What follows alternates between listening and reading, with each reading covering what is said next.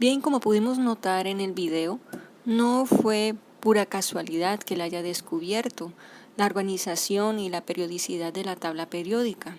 Realmente fue una revelación divina y gracias a esta periodicidad y esta secuencia que él encontró, pudo evidenciar que habían huecos y que estos eran elementos faltantes que años después fueron descubiertos. Recordemos que Dios es el creador de todas las cosas y solo Él puede revelar estas verdades de su creación.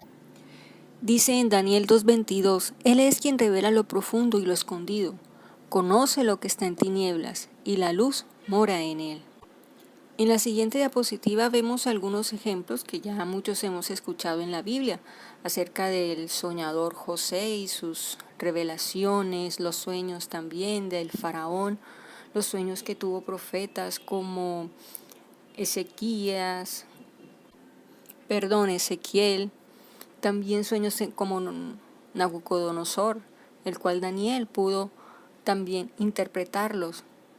O en la época de José y María, donde un ángel también le reveló a José lo que debía hacer en la ciudad de Egipto. Pero este no es el único ejemplo en la Biblia y de Mendeleev.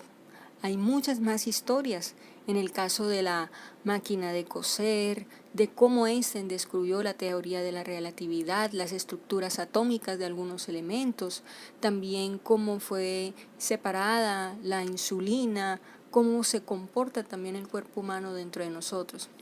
Ahora vamos a ver un video para verificar esta información y notar la providencia de Dios en la historia de la humanidad. Así que si alguien les pregunta, chicos, bueno, ¿y Dios qué ha hecho por la humanidad? Bueno, ahí les tienen una gran respuesta. Él ha guiado los grandes descubrimientos a través de la historia. Dice también en Romanos 1:20, porque desde la creación del mundo sus atributos invisibles, su poder eterno y divinidad, se han visto con toda claridad, siendo entendidos por medio de lo creado, de manera que no tienen excusa. 1. El inventor Elias Howe quería construir una máquina de coser. Sabía hacer que la aguja subiera y bajara, pero ¿cómo lograr que metiera el hilo en la tela? Una noche soñó que un grupo de caníbales se lo querían almorzar. Antes de que lo mataran, se dio cuenta de que las lanzas tenían un agujero en la punta. Esa era la solución. Por eso, las máquinas de coser usan agujas con el agujero en la punta. 2.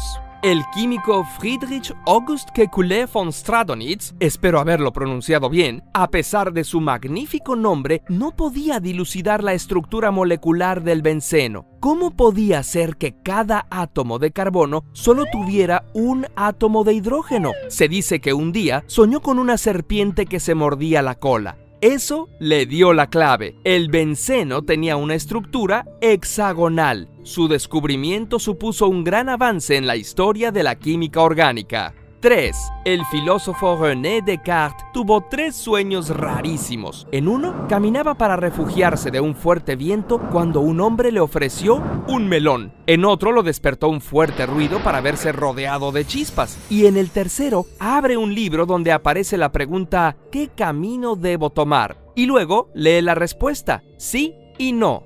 Descartes interpretó estos sueños como revelaciones sobre cómo se debe usar la razón y no solo los sentidos para llegar a la verdad. Se le considera una figura clave en la revolución científica. En 1921 no se sabía si la comunicación entre las neuronas era eléctrica o química. Otto Loewi estaba trabajando en eso cuando, una noche, soñó con el experimento que lo solucionaría de una vez por todas. Se despertó a medianoche, escribió el experimento y se volvió a dormir. A la mañana siguiente, notó que había escrito puros garabatos y en todo el día no pudo recordar el sueño. Pero esa noche, el sueño volvió. Descubrir que las neuronas se comunican químicamente le valió el premio Nobel.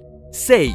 En 1863 se conocían 56 elementos y cada año se descubría uno nuevo, pero no se sabía qué patrón seguían y, si había nuevos, qué propiedades tendrían. El químico ruso Dmitri Mendeleev soñó que en su mesa caían todos los elementos conocidos ya muy ordenaditos. Cuando despertó, esbozó la tabla periódica de los elementos que los clasificaba de acuerdo con su peso atómico y sus propiedades, y además predecía cómo serían y dónde quedarían los elementos que faltaba por descubrir. No ganó el premio Nobel, pero el elemento número 101 se nombró en su honor, Mendelevium. 7. Los bioquímicos ya sabían que una sustancia producida en el páncreas por ciertos islotes, llamada insulina, jugaba un importante papel en evitar la diabetes, pero no habían podido aislar la sustancia. El cirujano canadiense Frederick Banting soñó una operación con la que podía cortar el flujo de sangre al páncreas de un perro, pero dejar vivos los islotes. Así pudo aislar la insulina, lo que ha salvado la vida de millones de diabéticos en todo el mundo. Y también ganó el Nobel. 8. Cuenta Albert Einstein que un día soñó que iba por el campo cuando vio que una manada de vacas saltaba una cerca, todas al mismo tiempo. Del otro lado había un granjero que afirmaba que las vacas habían saltado de una por una. Este sueño le hizo pensar que el tiempo puede transcurrir diferente dependiendo de la posición del observador. La idea dio origen. Continuando con esta tabla periódica, habíamos hablado que existen patrones y a partir de los patrones podemos encontrar secuencias. La tabla periódica, como lo vemos en la imagen, está así organizada horizontalmente por una secuencia. Podemos ver que va en aumento de izquierda a derecha, pero también tiene una clasificación vertical. Además de eso, también tiene unos colores específicos, ¿cierto? Bueno, esa es la mejor manera que se ha encontrado para organizar todos estos elementos. En aquel entonces 63, ahorita hay muchos más, 118 elementos actualmente.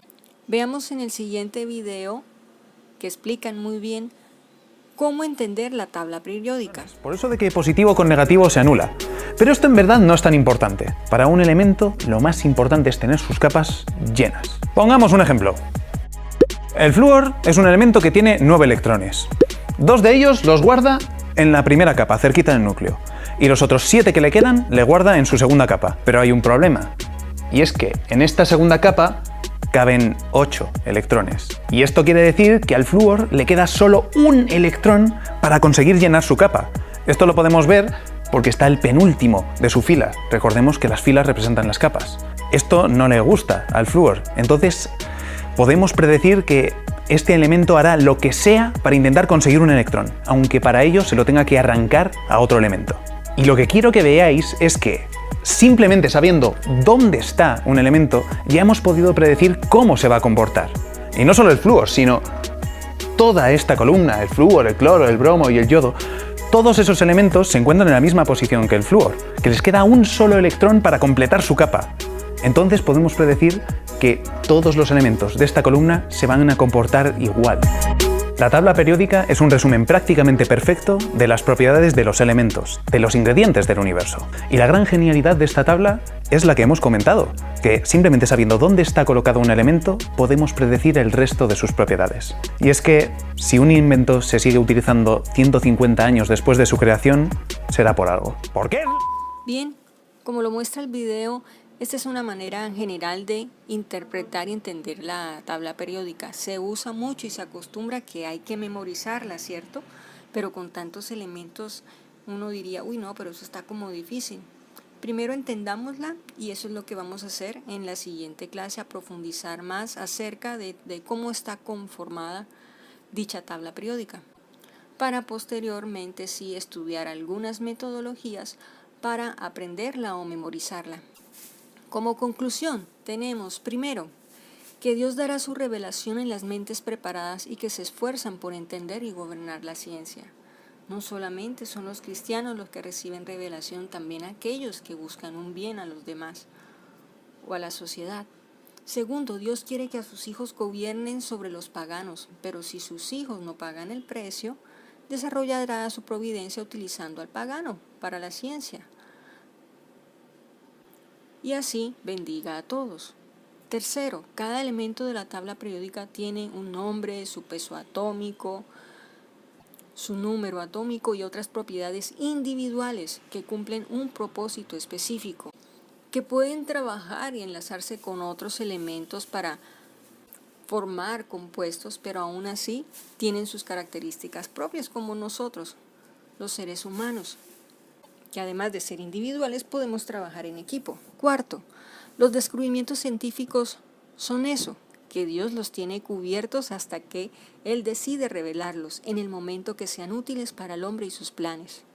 Y quinto, la revelación de Dios en la ciencia es la manera en que Dios produce mejores herramientas para bendecir al hombre. Y bien, chicos, hasta aquí con esta clase. Seguimos la próxima semana. Les recomiendo vuelvan a escuchar el último video para así seguir con el tema. Dios les bendiga.